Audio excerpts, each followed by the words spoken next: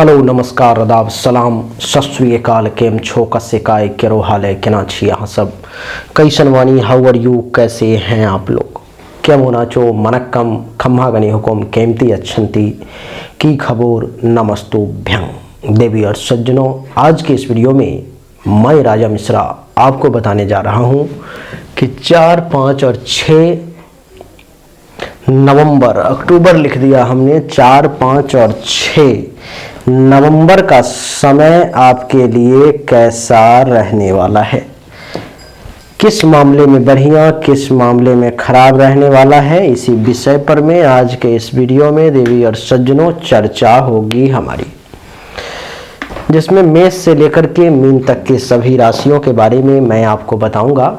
लेकिन सबसे पहले 4, 5 और 6 तारीख के पंचांग को जान लेते हैं।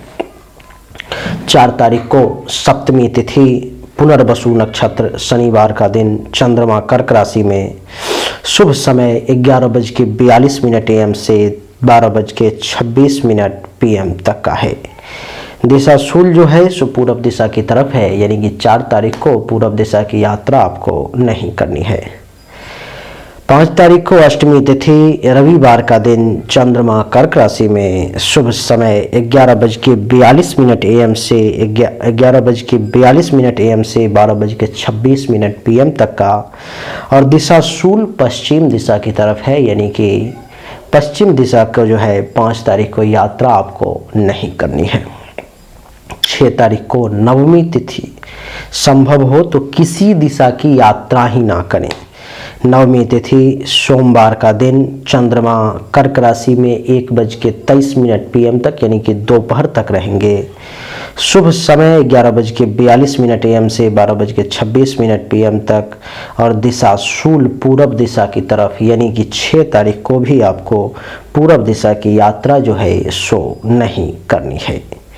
देवी और सज्जनों, आइए चर्चा को आगे बढ़ाते हैं और बताने का प्रयास करता हूं कि मेष से लेकर के मीन तक की राशि वालों के लिए क्या है कहानी। जैसा कि हमने बताया कि मेष राशि वालों के लिए आज जो है सो चंद्रमा कर्क राशि में है, यानी कि कुंडली के चौथे भाव में। तो मेष राशि वाले जातक के लिए कुंडली के चौथे भाव में चंद्रमा के बैठने के कारण मेष राशि वालों के लिए ये समय जो है सो अच्छा साबित नहीं होगा। इन 3 दिनों में आपके सुख में कमी का एहसास होगा आपको मेष राशि वाले। माता से कुछ अनबन हो सकती है, माता को कुछ हेल्थ वाइज इशू का सामना करना पड़ सकता है। जमीन, मकान, अचल संपत्ति, इन सब के रिगार्डिंग भी किसी प्रकार की परेशानी आपके सामने में आ सकती है। छाती, हृदय, फेफड़े से संबंधित भी किसी प्रकार की समस्या आपके सामने में आ सकती है, उस पर में कंट्रोल करने का प्रयास करेंगे। ऐसा कोई काम नहीं करेंगे जिससे कि आपके छाती, हृदय, फेफड़े से संबंधित परेशानी आपको ज़्यादा परेशान करे। यहाँ से सप्तम दृष्टि पड़ेगी दसम भाव पर में। देवी और सज्जनों, दसम भाव पर में जब सप्तम दृष्टि पड़ेगी तो पिता तुल्य लोगों से आपको कम लाभ मिलेगा। पिता की संपत्ति आपके हाथों से कुछ बर्बाद हो सकती है, कुछ संपत्ति जो है आपके हाथों से नष्ट हो सकती है। काम धंधा इस समय में बहुत बढ़िया चलता हुआ आपके लिए नजर नहीं आ रहा है। कारोबार की स्थिति में गिरावट, पद प्रतिष्ठा, मान सम्मान में कुछ कमी के योग आपके लिए दिखाई दे रहे हैं।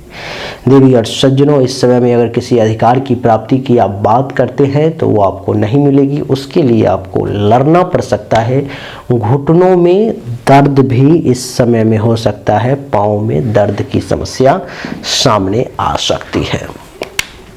मेष के बाद बात करेंगे देवी और सज्जनों वृषभ राशि की। वृषभ राशि वालों के लिए कुंडली के तीसरे भाव में चंद्रमा का प्रवेश है। कुंडली के तीसरे भाव में चंद्रमा का प्रवेश ये दर्शाता है कि वृषभ राशि वालों को छोटे भाई बहन, जूनियर्स अथवा उनके समान व्यक्ति से लाभ का बहुत अच्छा योग है। इस समय में आपके पराक्रम में वृद्धि होगी, धैर्य आपका मजबूत होगा, गुप्त शत्रु के नाश होंगे। वृषभ राशि वाले गले, नाक, कान, श्वसन अंग से संबंधित परेशानी, सर्दी, खांसी, जुकाम, इस प्रकार की अगर कोई भी समस्या है तो उससे भी आपको राहत हो जाएगी। और यहाँ से सप्तम दृष्टि पड़ेगी नवम भाव पर में, तो भाग्य का भी साथ मिलेगा, धर्म का भी पालन कर पाएंगे। तीर्थ यात्रा वगैरह के अवसर भी आपको प्राप्त होंगे। ससुराल से भी कुछ लाभ मिल सकता है। संत महात्मा, ऋषि मुनि, ब्राह्मण, आचार्य, इन सब का आशीर्वाद भी आपको प्राप्त हो सकता है। हो सकता है इस समय में कोई सपना भी आपका पूरा हो जाए। तो वृषभ राशि वालों के लिए समय बढ़िया है। वृषभ के बाद बात करेंगे अब मिथुन राशि की। देवी और सज्जनों, मिथुन के लिए कुंडली के द्वितीय भाव में चंद्रमा का प्रवेश है। द्वितीय भाव में चंद्रमा का प्रवेश ये दर्शाता है कि आपके लिए धन धान्य संपत्ति जमा करने का ये समय है। 4, 5 और 6 तारीख, इस समय में आप पैसा ज़्यादा से ज़्यादा जमा कर सकते हैं। परिवार के लोगों से आपको लाभ मिल सकता है। आपकी जानकारी के लिए बता दूं कि इस समय में आप अपने वाणी के कारण, वाणी की प्रखरता के कारण, वाणी की कला के कारण आप ज़्यादातर काम निकलवा सकते हैं। आपका काम हो सकता है। सत्य बोलेंगे, दान पुण्य करने का अवसर प्राप्त होगा। आँख से संबंधित किसी भी प्रकार की अगर परेशानी है उससे राहत महसूस होगी। पड़ोसी से भी आपको सुख प्राप्त होगा। यहाँ से सप्तम दृष्टि कुंडली के अष्टम भाव पर में पड़ेगी। कुंडली के अष्टम भाव पर में जब सप्तम दृष्टि पड़ेगी तो क्या होगा, आपकी जिंदगी जो है लंबी हो जाएगी, दीर्घायु होने का योग बन गया। अचानक से कुछ धन के लाभ भी आपको मिल सकते हैं। विदेश से कुछ फायदा हो सकता है। अगर कोई कनेक्शन है तो यात्राएं काफ़ी हो सकती हैं। अचानक से बिगड़ा हुआ काम बन सकता है, बना हुआ काम बिगड़ भी सकता है। दुर्घटना अगर होने भी वाली है तो टल जाएगी अथवा बहुत माइनर रूप में बदल जाएगी। जिसको बवासीर, पाइल्स, पैखाने के रास्ते से संबंधित किसी भी प्रकार की समस्या है उसको राहत हो जाएगी। देवी और सज्जनों, मिथुन के बाद अब बात करेंगे कर्क राशि की। कर्क राशि वालों के लिए कुंडली के प्रथम भाव में चंद्रमा का प्रवेश है। कुंडली के प्रथम भाव में चंद्रमा का प्रवेश ये दर्शाता है कि कर्क राशि वाले जातक को शारीरिक तौर पर में मजबूती मिलेगी। शारीरिक तौर पर में मजबूती, रंग रूप का अच्छा दिखना इस समय में नजर आएगा। आपको बता दूं कि स्वभाव भी आपका खूब सुंदर रहेगा। इस समय में कर्क राशि वाले जातक में विनम्रता भी बनी रहेगी और इस समय में बलवान बने रहेंगे, ऐश्वर्यशाली बने रहेंगे, सुखी रहेंगे। बिजनेस व्यवसाय भी बढ़िया करेंगे। सिंगिंग, डांसिंग ज़्यादा पसंद हो सकता है इस समय में कर्क राशि वालों को और शरीर का वजन भी कुछ बढ़ सकता है। यहाँ से सप्तम दृष्टि पड़ेगी सप्तम भाव पर में तो क्या होगा, तो कर्क राशि वालों का जब चंद्रमा की सप्तम दृष्टि सप्तम भाव पर पड़ती है तो महर्षि कहते हैं कि सुंदर दिखते हैं, सुखी रहते हैं, सुंदर जीवन साथी का सुख भोगते हैं, सत्य बोलते हैं और बिजनेस व्यापार से धन का संचय करते हैं। लेकिन कंजूस होते हैं, कृपण होते हैं, पैसा बचाने का प्रयास करते हैं। तो देवी और सज्जनों, कर्क राशि वालों के लिए ये समय जो है सो बहुत बढ़िया नज़र आ रहा है। कर्क के बाद बात करेंगे अब सिंह राशि की। सिंह राशि वालों के लिए कुंडली के द्वादश भाव में चंद्रमा का प्रवेश है। कहते हैं कि कुंडली के 12वें भाव में जब चंद्रमा का प्रवेश होता है तो आँख से संबंधित कुछ समस्या सामने आ जाती है। इस समय में 4, 5 और 6 तारीख को नेत्र रोग कुछ परेशान कर सकता है। मन आपका इस समय में चंचल रह सकता है।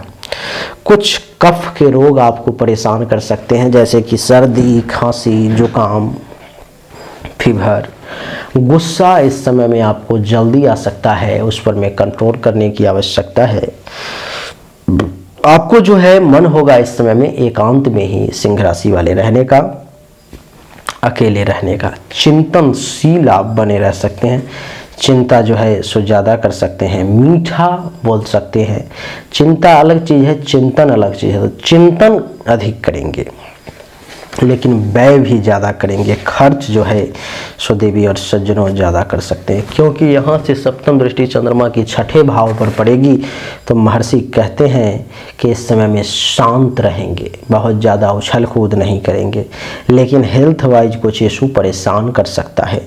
कुछ दुश्मन भी कष्ट देने का प्रयास कर सकता है, कुछ गुप्त रोग से आप परेशान हो सकते हैं, खर्च आपका कुछ अधिक हो सकता है। और जल से सावधान रहें, इस समय में जल का खतरा आपके ऊपर बना हुआ है। तो जल से जो है सतर्क रहें, जल अर्थात नदी नाला तालाब से सतर्क रहें, वहाँ पर जा कर के ज़्यादा आनंद करने की कोशिश ना करें। सिंह के बाद बारी आती है अब कन्या राशि की देवी और सज्जनों। कन्या राशि वालों के लिए कुंडली के एकादश भाव में चंद्रमा का प्रवेश है। कुंडली के एकादश भाव में चंद्रमा का प्रवेश ये दर्शाता है कि जैसे ही चंद्रमा कन्या राशि वालों के लिए कुंडली के एकादश भाव में गया तो आपको चंचल बुद्धि का ये बना देगा। इन 3 दिनों में चंचलता आपके अंदर ज़्यादा रहेगी, बुद्धिमानी तो रहेगी लेकिन साथ में चंचलता ज़्यादा रहेगी, गुणी बने रहेंगे, बहुत ज़्यादा गुण आपके अंदर दिखेगा लोगों को कि ये व्यक्ति जो है सो गुणवान है। संतान का सुख भी प्राप्त होगा, संपत्ति का सुख भी आप भोग करेंगे। इस समय में अपने आप में आप सुखी महसूस करेंगे कन्या राशि वाले।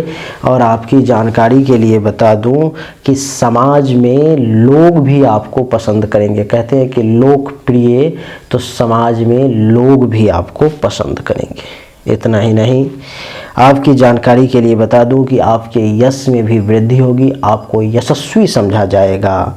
और इस समय में आपसे अगर कोई मीटिंग करना चाहे, मंत्रणा करना चाहे तो आप सही सलाह भी देंगे।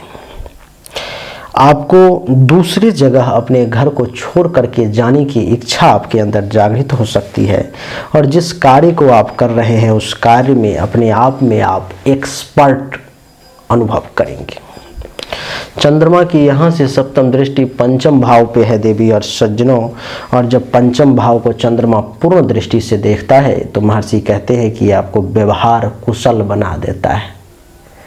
किसके साथ कैसा व्यवहार करना है इस बात को आप बहुत अच्छे तरीके से जान जाते हैं, यानी कि व्यवहार कुशल। बुद्धिमान भी बना देता है, संतान का सुख भी देता है।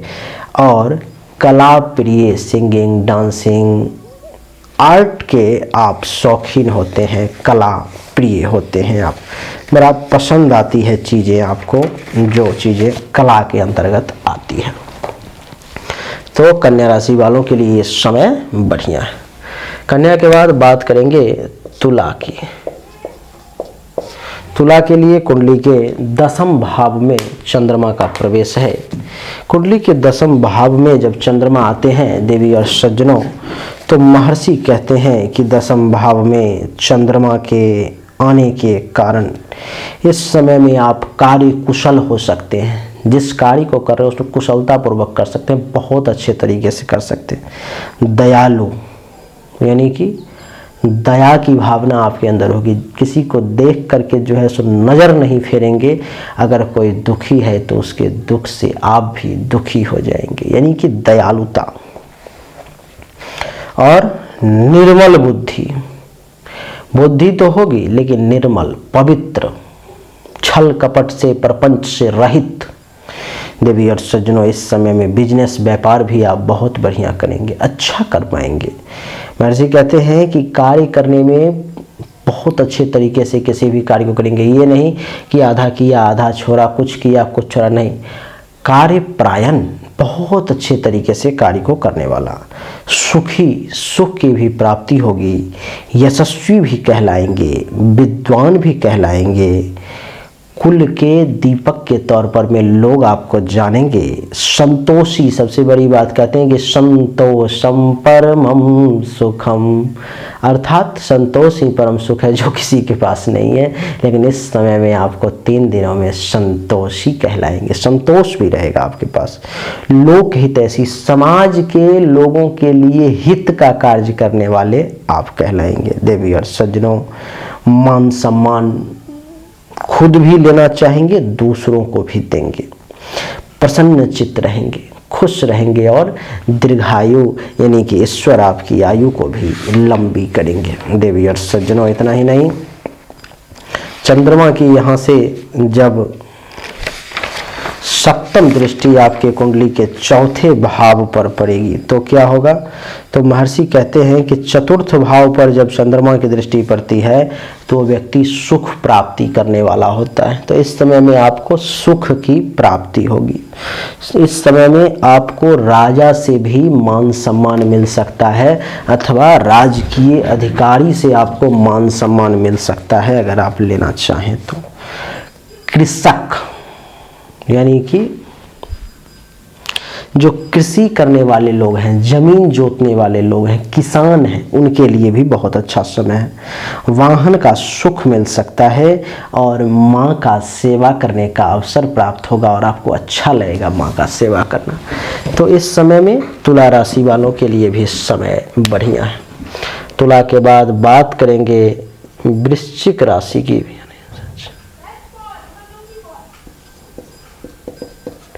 वृश्चिक राशि वालों के लिए भी वृश्चिक राशि वालों के लिए जो है सो कुंडली के नवम भाव में चंद्रमा का प्रवेश है। कुंडली के नवम भाव में चंद्रमा का प्रवेश देवी और सज्जनों वृश्चिक राशि वालों के लिए कैसा रहेगा? तो महर्षि कहते हैं कि कुंडली के नवम भाव में जब चंद्रमा आ जाए तो क्या, तो कहते हैं कि ये आपके लिए बहुत अच्छा और सुखद अवसर है। आप कहेंगे कैसे सुखद अवसर है? तो उसको श्रवण कीजिए। कहते हैं कि नवम भाव में चंद्रमा के आने से संतति और संपत्ति, क्या? संतति और संपत्ति युक्त सुख प्राप्त होता है। यानी कि संतान का भी सुख और संपत्ति का भी सुख, दोनों सुख एक साथ प्राप्त होते हैं। ये धरती पर में विरला ही कोई है जिसको संतान का भी सुख और अपने संपत्ति का भी सुख शांति पूर्वक प्राप्त होता है। इक्का दुक्का शायद कोई, उसमें से अभी एक आप हैं। महर्षि कहते हैं कि धर्म का आचरण करेंगे, धर्मात्मा कहलाएंगे, कार्यशील रहेंगे, काम धंधा बहुत अच्छे तरीके से करेंगे और प्रवास प्रिय। क्या? प्रवास प्रिय अर्थात अपने घर को, अपने जगह को छोड़ करके, गांव को छोड़ करके कहीं दूसरे जगह जाने की इच्छा आप में जागृत हुई कि यहाँ छोड़ करके वहाँ चले जाते तो बड़ा अच्छा होता। यानी कि दूसरे जगह की कल्पना करने वाला देवी और सज्जनों, लेकिन न्यायी बने रहेंगे, न्याय करेंगे। इस समय में आप किसी के साथ अगर अन्याय होता हुआ देख लेते हैं तो आपको वो बर्दाश्त नहीं होगा। चंचल, उछल कूद, चंचलता मन में ज़्यादा रहेगी। विद्वान कहलाएंगे, समाज इस समय में आपको विद्वान मानेगा। ये नहीं कि कोई है अपना, नहीं, विद्वान, विद्या को जानने वाला इस समय में मानेगा। विद्या प्रिय रहेंगे आप इस समय में, पढ़ाई लिखाई करना, ज्ञान को अर्जन करना आपको बहुत अच्छा लगेगा। साहसी अर्थात किसी भी कार्य को करने के लिए डरना नहीं, जी जान लगा देना देवी और सज्जनों। और भाई का तो सुख मिलेगा लेकिन थोड़ा सा कम सुख आपको प्राप्त होगा। चंद्रमा के यहाँ से सप्तम दृष्टि तीसरे भाव पर पड़ेगी। कहते हैं कि जब तीसरे भाव पर में चंद्रमा की दृष्टि पड़ती है तो वो व्यक्ति धार्मिक प्रवृत्ति का हो जाता है। इस समय में धर्म के प्रति आपका नजरिया बदल जाएगा, धर्म कर्म करने में आपको खूब मन लगेगा, दूसरी जगह जाने की इच्छा होगी, पराक्रमी बने रहेंगे। पराक्रम जो है इस समय में आप दिखाएंगे। सत संगत अच्छे लोगों के संगत में रहने की इच्छा होगी और आप रहेंगे भी। और मिलनसार, सबके साथ मिलजुल करके रहने वाला, ऐसा नहीं कि झगड़ के उधर झगड़, नहीं, सबके साथ मिलजुल करके समय बिताने वाला इस समय में आपका गुण होगा। वृश्चिक के बाद बात करेंगे देवी और सज्जनों धनु राशि की। धनु राशि वालों के लिए कुंडली के अष्टम भाव में चंद्रमा का प्रवेश है। कुंडली के अष्टम भाव में जब चंद्रमा का प्रवेश होता है देवी और सज्जनों, तो महर्षि कहते हैं कि अष्टम में चंद्रमा का प्रवेश विकारग्रस्त बना देता है। विकारग्रस्त अर्थात परेशानी से भरा हुआ, परेशानी के जाल में जकड़ा हुआ। तो आपको ये परेशानी के जाल में जकड़ा हुआ इस समय में रह सकते हैं। प्रमेह रोगी आप बन सकते हैं इस समय में।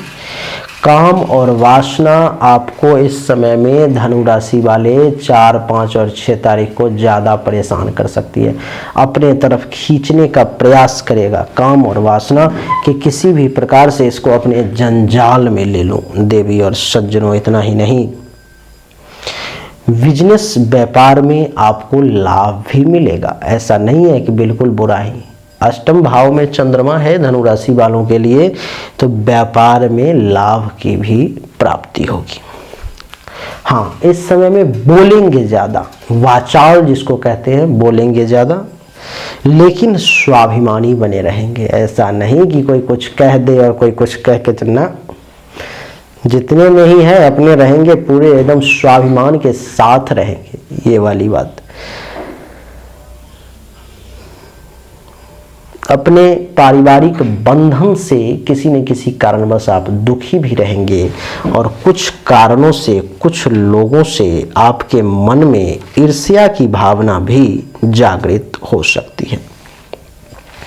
देवी और सज्जनों, यहाँ से सप्तम दृष्टि द्वितीय भाव पर पड़ेगी। जब दूसरे भाव पर में सप्तम दृष्टि पड़ेगी, पूर्ण दृष्टि, तो कहते हैं कि संतान का सुख आपको प्राप्त होगा, लेकिन सामान्य सुख मिलेगा। ऐसा नहीं कि जो कह दिया श्रवण पुत्र वाली बात नहीं। संतान का सुख सामान्य मिलेगा। शारीरिक तौर पर में कुछ कष्ट भी आपको हो सकता है। धन का कुछ नुकसान भी आपको झेलना पड़ सकता है। इस समय में जल से खतरा है, इसलिए जल में जाने से बचें, नहीं तो जल में डूबने की शंका है। चोट भी लग सकता है, घाव, खरोच, इन सब से भी परेशानी के योग हैं। तो थोड़ा सा धनु राशि वाले सावधान रहेंगे तो बढ़िया रहेगा। धनु के बाद बात करेंगे देवी और सज्जनों मकर राशि की। मकर राशि वालों के लिए कुंडली के सप्तम भाव में चंद्रमा का प्रवेश। सप्तम भाव में चंद्रमा का प्रवेश ये दर्शाता है कि आप सभ्य बने रहेंगे। मकर राशि वाले सभ्य, शरीफ। इस समय में धैर्यवान, धैर्य की कमी आपको महसूस नहीं होगी। पूर्ण तौर पर में धैर्य जो है सो आपके अंदर रहेगा। नेता वर्ग के जो लोग हैं उनकी लीडरशिप क्वालिटी और डेवलप होगी, वो और बढ़िया काम करेंगे। विचारक, बहुत बढ़िया तरीके से आप किसी भी विषय पर में विचार कर सकते हैं, किसी को विचार दे सकते हैं, एडवाइस दे सकते हैं, क्योंकि आपसे बढ़िया विचारक इस समय में दूसरा कोई नहीं होगा। प्रवासी, दूसरे जगह जाने की इच्छा रखेंगे आपको मन होगा कि अपनी जगह को छोड़कर कहीं और जा कर के रहें। जल के यात्रा के शौकीन होंगे, आपको मन करेगा कि थोड़ा सा झील में जाएं, थोड़ा सा तालाब में जाएं, थोड़ा सा नदी में जाएं। जल यात्रा के शौकीन। अभिमानी अर्थात थोड़ा सा घमंडी भी। इस समय में आपको अभिमान रहेगा, घमंड रहेगा, किसी के बातों को बर्दाश्त नहीं करेंगे मकर राशि वाले। बिजनेस व्यापार अच्छा तरीके से जरूर कर लेंगे। वकील वर्ग के लोगों का काम धंधा जरूर बढ़िया चलेगा। कीर्तिमान स्थापित करेंगे बहुत अच्छे तरीके से। स्वभाव शीतल रहेगा और शरीर में ऊर्जा की कमी का एहसास नहीं होगा। सूर्य की चंद्रमा की सप्तम दृष्टि जब प्रथम भाव पे पड़ती है तो कहते हैं कि घर को छोड़ करके दूसरे जगह जाने की इच्छा, बिजनेस व्यवसाय बढ़िया करने वाला, भाग्यवान यानी कि भाग्य का साथ भी मिलेगा, शौकीन बने रहेंगे और इस समय में कंजूसी से काम करेंगे। और महिला हैं तो पुरुषों से, पुरुष हैं तो महिलाओं से प्रेम ज़्यादा करेंगे। उधर आपका मन आकर्षित हो सकता है। मकर के बाद बात करेंगे कुंभ राशि की। कुंभ राशि वालों के लिए कुंडली के छठे भाव में चंद्रमा का प्रवेश। कुंडली के छठे भाव में चंद्रमा का प्रवेश ये दर्शाता है देवी और सज्जनों कि कुंभ राशि वालों के लिए ये समय कफ रोग का है। कफ का रोग आपको कुछ परेशान अवश्य कर सकता है। जिंदगी को रिस्क पर में लेकर के काम करने का समय नहीं है, नहीं तो समस्या हो सकती है।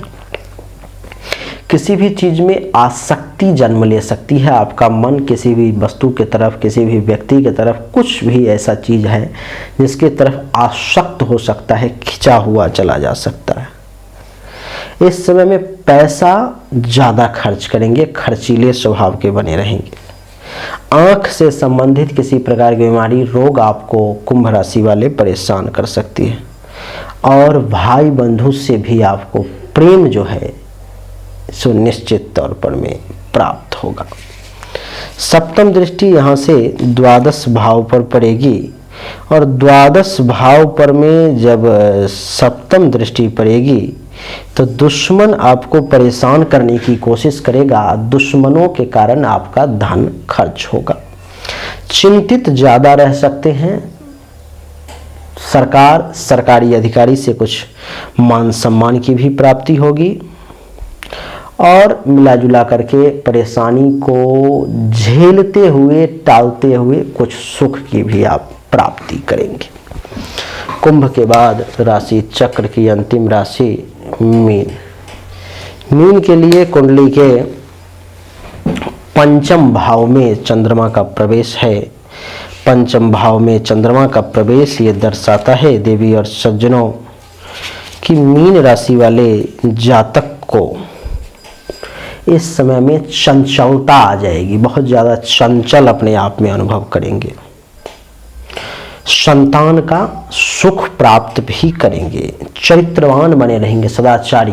आपके आचरण पर में इस समय में कोई प्रश्न चिन्ह नहीं उठा सकता कि ये चरित्रहीन व्यक्ति है, आचरणहीन व्यक्ति है। हाँ, जुआ सट्टा से इस समय में आप कुछ धन का लाभ ले सकते हैं, लेकिन मैं आपको नहीं कहूँगा क्योंकि ये सब रिस्की काम है। इस समय में आप क्षमाशील बने रहेंगे। क्षमा जो है लोगों को करना जानेंगे। अगर किसी ने कोई गलती भी कर दी है तो ऐसा नहीं कि उसको खूब दंडित किया जाए ना, क्षमा कर देंगे आप। यहाँ से सप्तम दृष्टि जो है सो एकादश भाव पर पड़ेगी, जो ये दर्शाता है कि इस समय में आपको खूब लाभ की प्राप्ति होगी। कुशल व्यवसायी, बिजनेस व्यवसाय करते हैं तो आपसे बढ़िया इस समय में कोई नहीं कर पाएगा। अधिक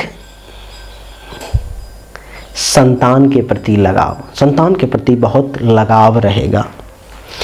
मित्र से भी खूब प्रेम रहेगा, दोस्तों से भी खूब लाभ मिलेगा। आमदनी में भी कुछ वृद्धि होगी, कुछ सीनियर्स का भी सपोर्ट प्राप्त होगा। तो कहने का अर्थ ये है देवी और सज्जनों कि 4, 5 और 6 नवंबर का समय मीन राशि वालों के लिए भी अच्छा है। मेष से लेकर के मीन तक की कहानी बड़े आराम से हमने आपको बता दी। उम्मीद करता हूं कि आपको वीडियो पसंद आया होगा, अच्छा लगा होगा, समझ गए होंगे। अगर आपको समझ आया, अच्छा लगा, पसंद भी आया तो वीडियो को लाइक जरूर करें। आपके अगर कोई प्रश्न है तो कमेंट करके जरूर पूछें, मैं अवश्य रिप्लाई दूंगा। आप सबने अगर चैनल को सब्सक्राइब नहीं किया है तो सब्सक्राइब कर दें। वीडियो को लाइक आपने जरूर कर दिया होगा, शेयर 2, 4, 5 लोगों को जरूर करें, यह हमारी प्रार्थना है। आप सभी का एक बार फिर से बहुत बहुत धन्यवाद। Thank you so much. जय हिंद, वंदे मातरम। बोलिए राधे राधे।